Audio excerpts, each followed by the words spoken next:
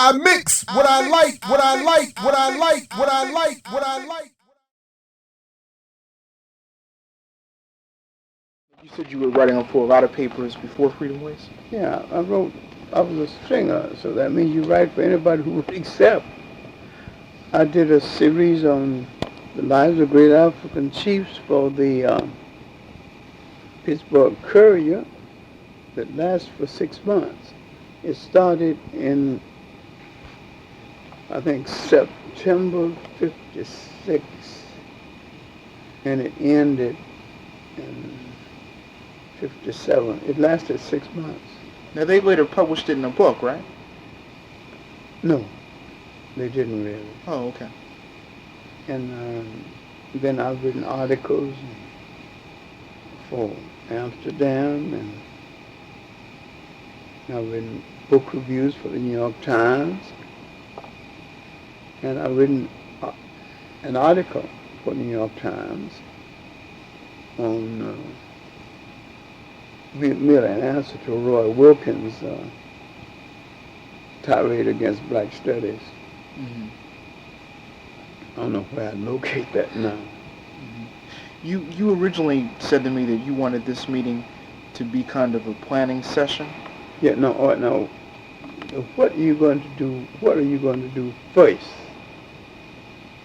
So if you're going to do a PhD thesis, there's a whole lot of things you're going to have to look into. Okay, I'm not doing this as my thesis. I'm doing this just a regular academic paper. What I was specifically interested in was the impact that you had on Freedomways, particularly moving it toward an African-centered philosophy, because in my review of Freedomways, I saw that you were the main proponent of that. I edited the first African issue of Freedomways was my idea.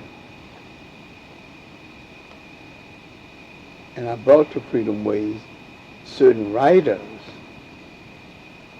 that they otherwise would never have gotten because of my wide contact within the African world. As in? I mean, artists like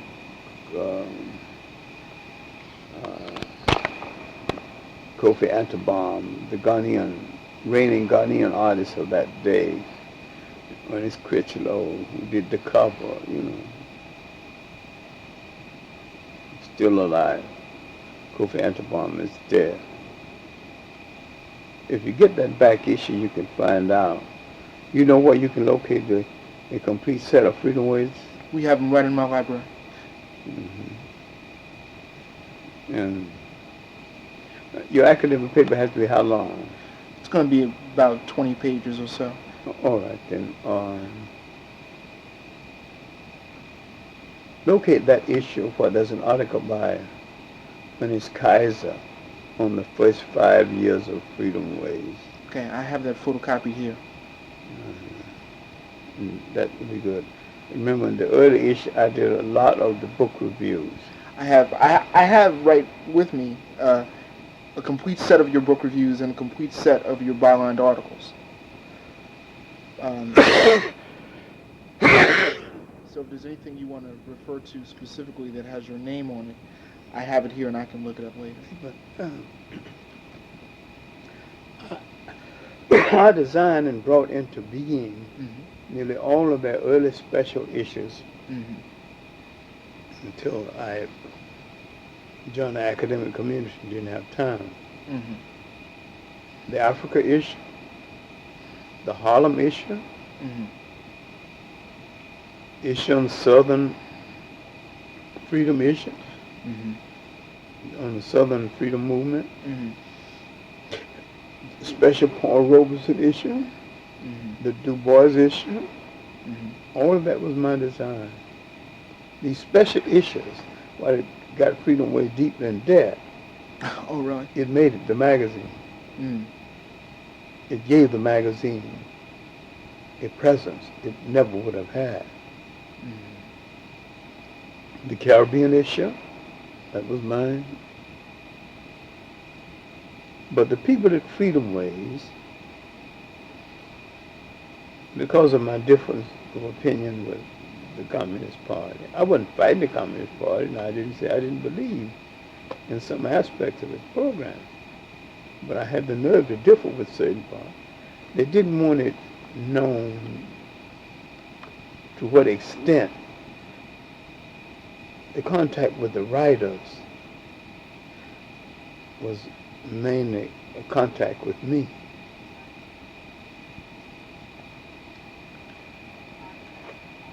After I went to, in the middle or late 70s, I had to start putting away most of my time to the classroom. But I was with Freedomways 21 years, starting in 1962. With your article, Journey to the Sierra Mistra.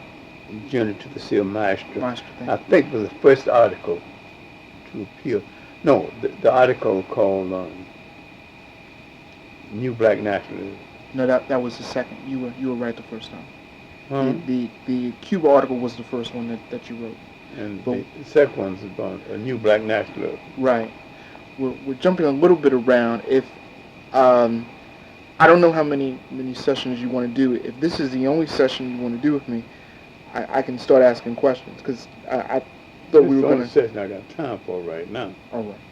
So I'm going to start asking some questions, and if there are some other things in terms of planning that you want to talk about, we can talk about that too. If you're going to do a PhD thesis, then Right. you have to.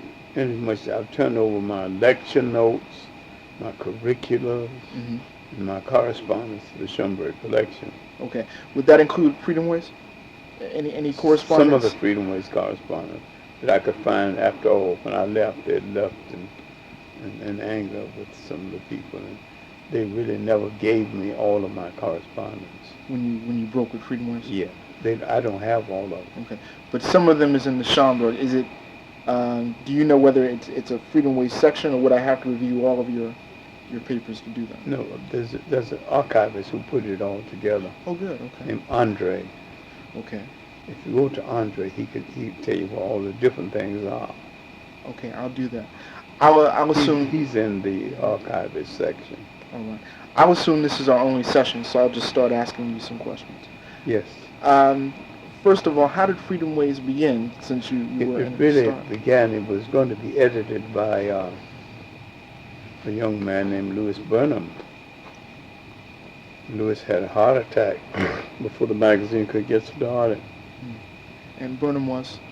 Burnham was an activist who had worked in the South with the Southern Negro Youth Congress, and very active. They had been very active here in New York in the different debating societies, the Yuba Debating Society and the Dunbar Debating Society.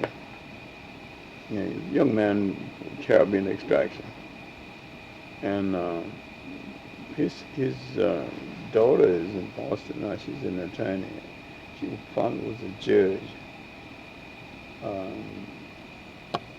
And another young man who also died, Edward Strong, his friend. But Shirley Graham became the editor, and Esther Jackson became the managing editor. Was Graham married to Du Bois at that time? Yes. She was married to Du Bois at the time. In fact, we had a planning session in their house in Brooklyn. This was how soon before the move to Ghana? It was almost a year. Because Shirley Graham was there approximately a year for the move to Ghana. Maybe a little more than a year. She really was the initial editor. Mm-hmm. Nobody ever thought it would last Mm-hmm. because of different kinds, but we got different support. We had to beg the magazine into existence. It never covered its expenses, and the editors were paid token salaries. Were the writers paid? Earlier, the writers were paid like $35 to $50. Mm-hmm. Then we gave out of that kind of money. We had a few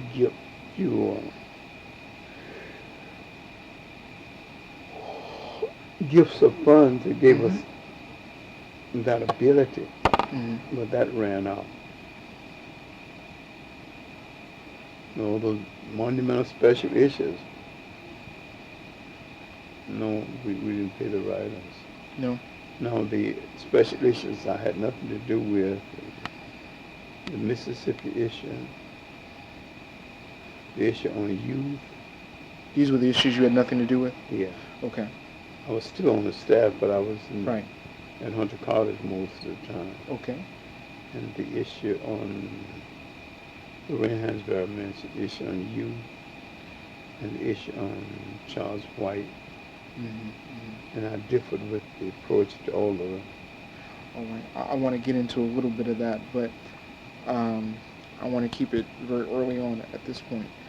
The people who were assembled, Esther Jackson, Keith Barrett, were they most... Keith Barrett came a little later. Came a little later? Okay.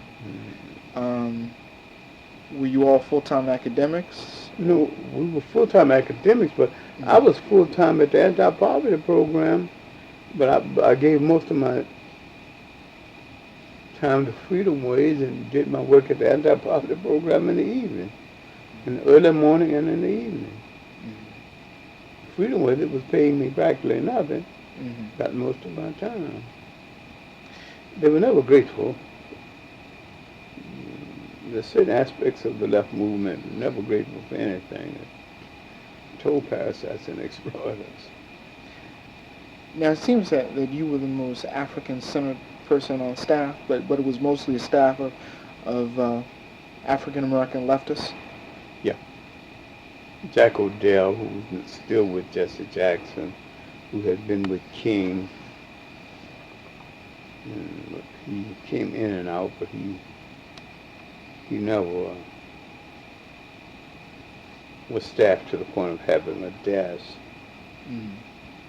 He wasn't there that long.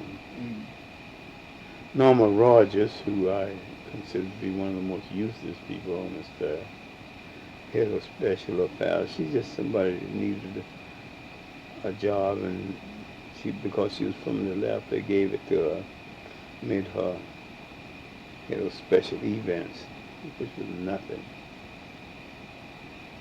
But that's not even what the conversation is. What was the purpose of the publication in terms of the planning sessions? Well, we call ourselves to be the voice of the freedom movement.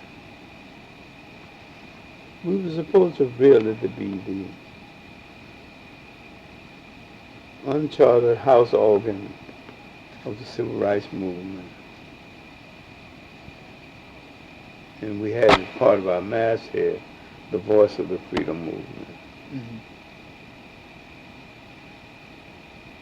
Was there any discussion or debate on what editorial direction you should have? Because it seems to be a very unified, progressive, black left kind of editorial posture. Yes, Esther Jackson and Jack Odell wrote most of the editorials. I solicited most of the articles and designed the articles and helped the author rewrite the articles, but I didn't do any of the just before press editing. My greatest trait was really getting the material in the house, getting in order, in personal relationship with the writer. Some of the others had a hard time doing.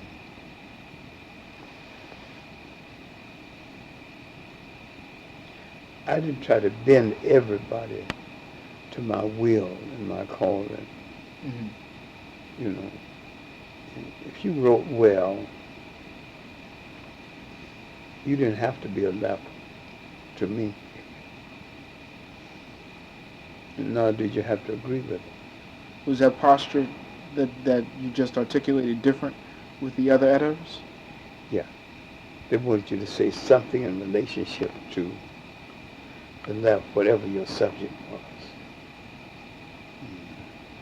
So what was their opinion of your African-centeredness? Was that the cause of a lot of debate when putting together the issues? It was a lot of debate, and a lot of things that they wanted to leave out.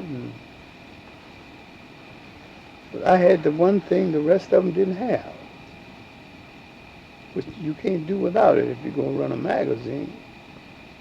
Massive contact with thinking people. They didn't think I could get Jomo Kenyatta to write an article for Freedomways. I did. And Roy Wilkins to write an article for Freedomways.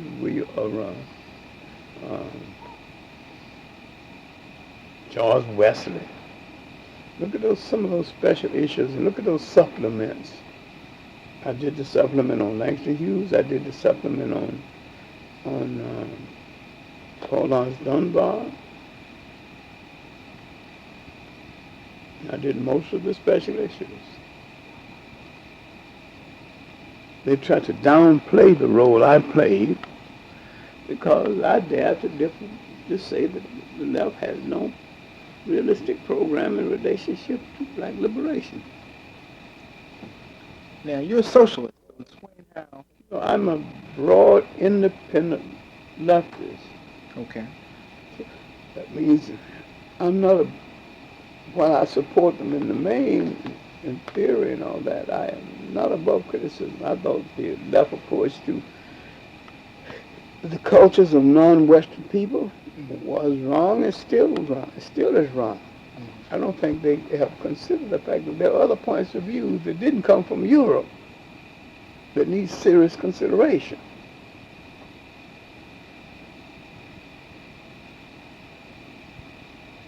And there's nothing Karl Marx said that wasn't in the world before Karl Marx. Other people had these social systems, but they didn't have the dogma. What Karl Marx added was form and dogma. You often said that you see no contradiction in being a nationalist, a Pan-Africanist, and a socialist. Do you still believe that? Yes. Did you believe that then? I believe it then, I believe it now.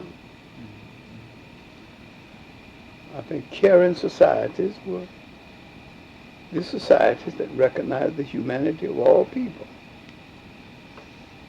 And I don't think there's anything wrong by advocating that kind of society. But did they see that? Did they see no contradiction between any three of those terms? They saw contradiction mainly in nationalism. Okay, because? Because if you're a true communist, your real nationalism is Russia.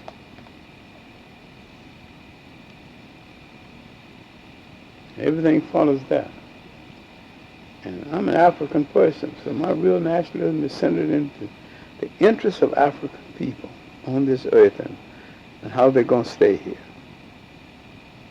They call that narrow nationalism. Yeah, I've also heard that. Heard that called that. But have you ever heard anybody call a white person a narrow nationalist? No.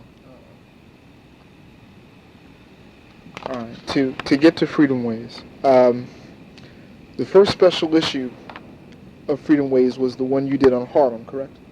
No, Africa. On Africa. I think Harlem was the second. Okay. All right. And the third was the freedom movement, Okay. I'm going to emphasize for this short time we have on the ones that you turned into books. So, if I have that right, that's Harlem, A Community in Transition, Harlem, USL, the Du Bois, Robeson. That was into two different books. Harlem, A Community in Transition, and Harlem, USA. I turned that two different books. Okay. And go ahead. The Du Bois book, the Robeson book. Am I leaving out any? No, that's just about it. Okay, all right. Let's start with the Harlem special issue. How did that come about in terms of as a Freedomways special issue first? I was one of the editors of a little magazine called Harlem Quarterly. And I wanted to do a special issue of Harlem Quarterly on Harlem. It went out of business before I could do it. And that's when that idea started. The magazine folded around 1950. So I just used that old idea in a new place. It's a good issue if you can find a copy. Were the editors, other editors, as receptive as you to this idea? Huh?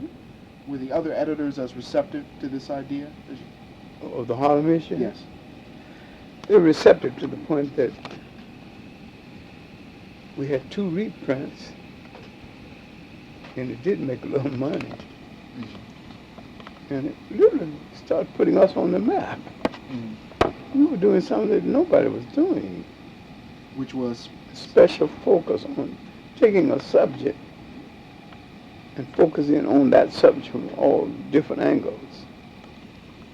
But at this point, the crisis was still in its prime. There was Ebony magazine. I mean, what weren't they doing that you were doing? Not quite that way. They were doing it in a popularized way that was pablum.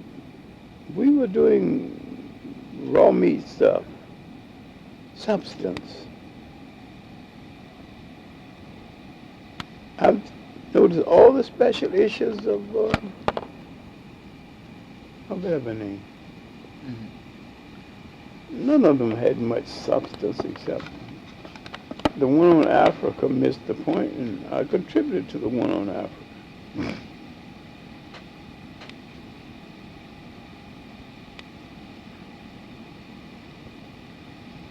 You can get popular to the point where you're not even saying anything.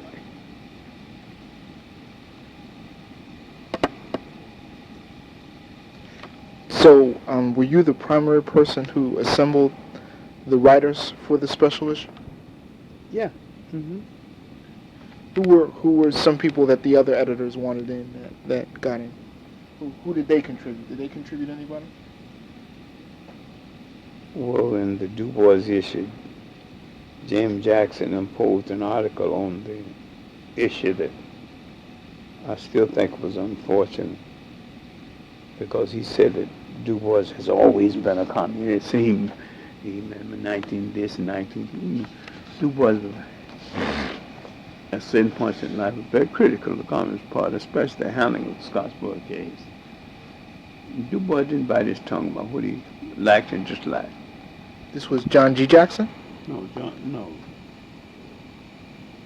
That's another issue. That's another issue. All right. But did the other editors contribute anybody for the Harlem issue? Contribute any other suggestions for writers who were in the Harlem issue? I can't remember. Okay. All right. I know Glenn Carrington was in the office a lot, and He was? that was a collective decision. That was against my decision, but I was the one who knew Glenn Carrington. Now he was who? Glenn Carrington was a social worker. He's dead now. Who contributed to one of the first people we solicited for the Harlem issue, because he had done some very good work on the Harlem Renaissance. And Sylvester Leaks was a personal friend of mine. He contributed. I asked Ralph Ellison, he turned me down. Why? He said, we're not going to write for these leftists.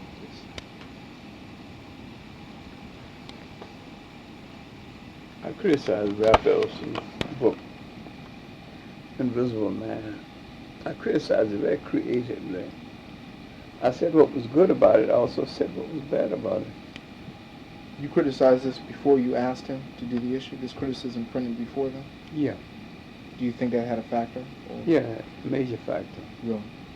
I said that the book needed editing, especially in the middle. I said that love scenes were pasty and unreal. But I said the front part of the book, the writing is as good as writing need to be. I said his description of a riot, the last part of the book was so good you could not only see it, you could damn near taste it. I thought his mastery of dialogue between the street roustabouts, classic. I paid the book a fine tribute. I said it was soggy in the middle, like an uncooked biscuit. Where did this criticism appear? In what publication? Oh, I think in a magazine called Negro Digest. John Johnson's magazine? Yeah, but it appeared in some other mag. It appeared in about 3 different publications.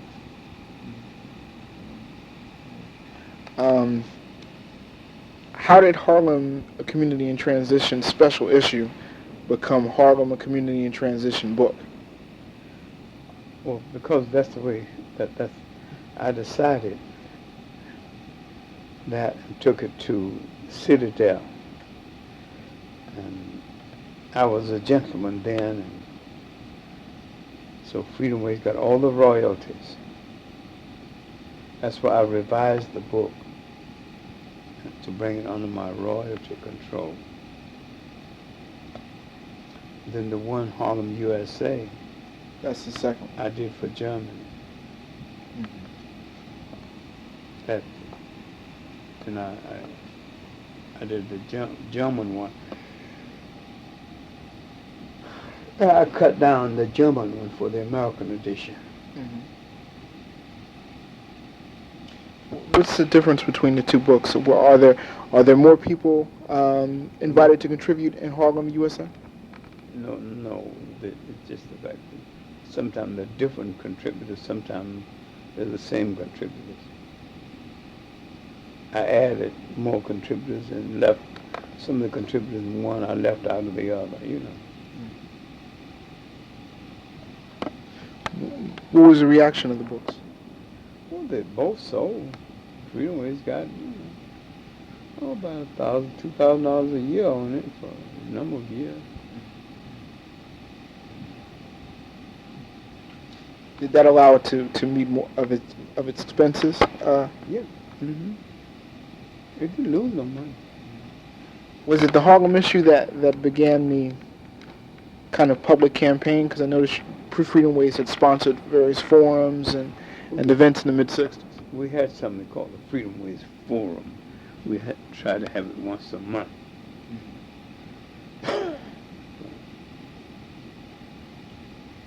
But the participants they chose were the old hack communists that I didn't particularly like, but they wasn't saying anything, repeating Marxist jargon.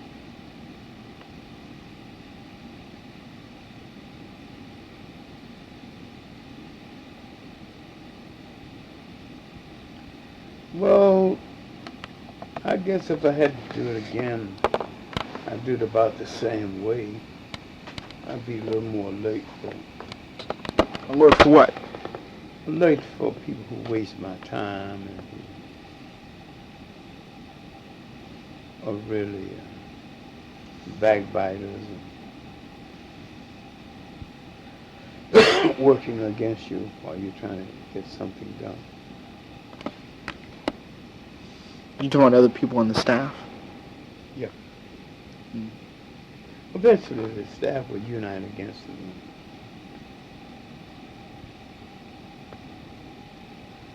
Forced me to let them know if they wanted my resignation, they could get it. Who led the opposition? Esther Jackson, but all of them were part of it. Gene Caravan, in a mild sort of way, Keith Hill was in it. Jack Odell was very much behind Esther Jackson. I had made a tongue-in-cheek speech to the people from the War College visiting Harlem. Why? The speech was on the peacemaker, the warrior as peacemaker. This was around what year?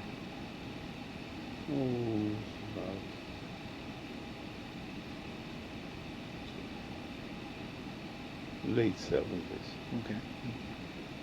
And tongue-in-cheek, in as much as I knew that the people in the War College was CIA and FBI agents. Mm-hmm. And they came to America to be trained so they can go back and dominate their own people for America. Mm-hmm. So when I stand before them, son of a sharecropper from Alabama, it had to be tongue-in-cheek. I was in the warrior as peacemaker. Mm-hmm. I'm literally laughing at them. I know damn well they don't give a damn about what I'm saying. Mm-hmm. And Freedomways got James Jackson said that I was John Everett Cleaver and Roy Ennis. I'm in Mr. Charlie's pay. My God, if I don't have nothing else, I've got integrity. I ain't never been in anybody's pay. Because I never been bought off by anybody. I never owned a car in my life. And the last 10 years of my life, last 12 years, I was making from $50,000 to $80,000 a year.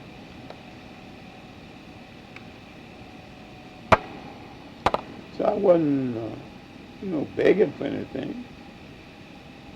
Sending my children through school. Paying all that heavy college tuition on time. My wife had a Volvo and a neat coat. I do notice some, looking through it, just, passingly. I've looked through all of the issues. I do see some kind of division between camps, almost as if you had a separate camp of writers who did books, and then Ernest Kaiser had a separate camp of writers who did books, because I noticed he's not in any of your books, and you're not in his Freedomways reader. Yeah. So I wanted to ask you about that. I'm in one article in Freedomways read. Oh, okay. But the article I did on Chick Anti-Deal. Right. Is that you're not listed in the contributors, and you're also not listed in the Speakers Bureau, which they promoted. Notice in the inside cover. Mm-hmm. So I wanted to ask you about that. Ask why. That was deliberate. On both counts. Yeah. Okay. Why? Well, I differ with Ernest Kaiser on black nationalism in general. You felt what? Because I told him when I talk about nationalism, I don't mean anything any more or less than what you're willing to accept in the Russians right now. If you can accept white nationalism, then you should be able to accept black nationalism.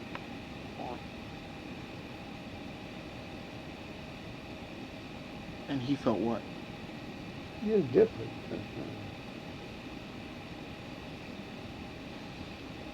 I see him once in a while, but he still differs on that issue. He's stubborn as a snake. So the period of time, that period between roughly 73 and 77, when you didn't write for Freedomways, but you were listed as an editor, that wasn't because of any disagreement with anybody. That was because of your commitments at Hunter? I just got busy, then eventually, after this speech, the whole staff met. All of them turned on me in unison. This was in the late 70s? Yeah, really, early 80s. Mm-hmm. I had the stroke in 82. Mm-hmm. It must have been around 81. Mm-hmm. And to see people I thought were my friends, in spite of the difference, turn on me, that's what caused me to have a stroke. And it set in motion my high blood pressure and my glaucoma. That eventually led to my loss of eyesight. They don't know this. And knowing it, they probably wouldn't believe it. But that's really the cause of my loss of eyesight. Just that experience, it hurt you that badly? Yes. These were people dear to me in spite of disagreements. because I run the fifth was I signed bank notes for them. I sell them there. Tried to sell marital differences with them, you know. I had extended myself fully in their behalf.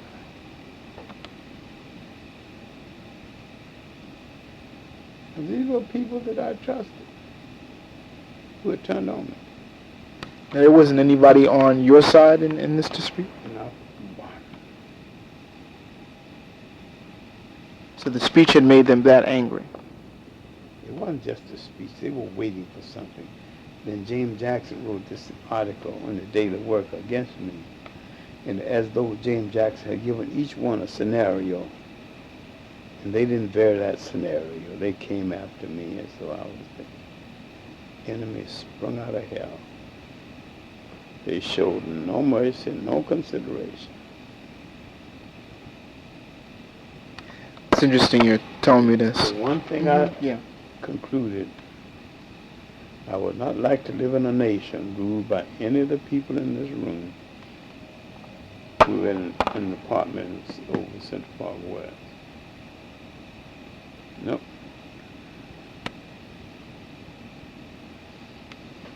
It's interesting you're telling me this, because when I interviewed Keith Barrett a year ago for my series of articles on you, he pulled out all the stops and took up all, gave me all the time in the world to sing your praises. I know Keith and I just left Keith in Atlanta a few days ago. He has prostate cancer, so have I. Oh, I'm sorry. Yeah. And he's giving me all the information. He took me to his doctor, you know.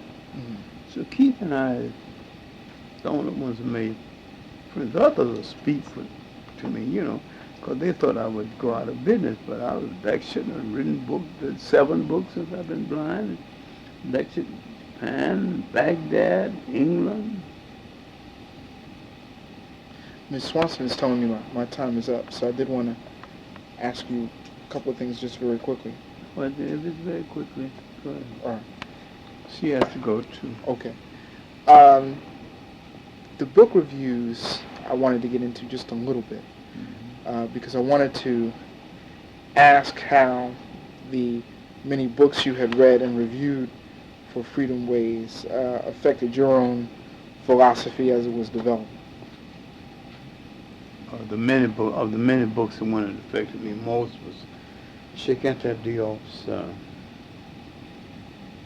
African Origins of Civilization, Myth or Reality, because I was responsible for his books being published in English in this country.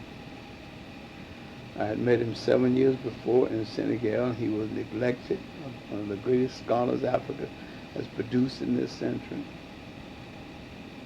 And another book that impressed me that I reviewed, it still needs to be brought back out, is Black Nationalism, A Search for an Identity in America by Etienne Udom. It's the best book on the Black Muslim movement and the background to the search for an American identity. I've reviewed more books in Freedomways than I can remember. These are outstanding among those that impressed me. In terms of your overall philosophy, because my professor wanted to get this, has it changed very much since Africans at the Crossroads, or can I still quote from that? You can quote from it with safety, because it hasn't changed at all since that. I did a book called Who Betrayed the African War Revolution. I'm going to rewrite it because the betrayal is deeper than I thought. In closing, what should I say, or better yet, what should you say is the legacy of Freedomways as a magazine and your journalism writing in total? I have dared to search for the truth and write about it when I could find it. I was also dared to face it when it was not in my favor. if I have a religion at all, and I don't believe in religions, I believe in spirituality. But if I have a spiritual calling, it is the search for truth and the striving for the strength to face the truth and its consequence, even if it's against me. My whole hope in the bulk of my existence has been devoted to the unity of African people, the liberation of African people. I have asked and answered the question as best I can, how will my people stay on this earth? I think this is the question that every African people need to ask and seriously try to answer. I mix what I like, what I like, what I like, what I like, what I like.